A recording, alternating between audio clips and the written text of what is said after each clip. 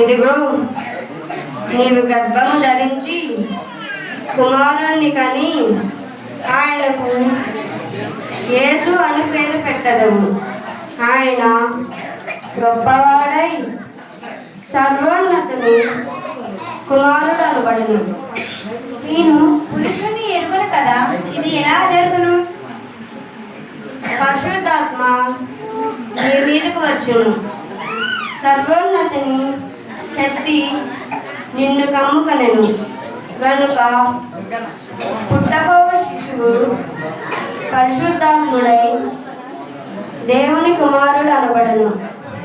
ప్రాప్తురాలి, నీ మాట చెప్పున నాకు జరుగునుగా.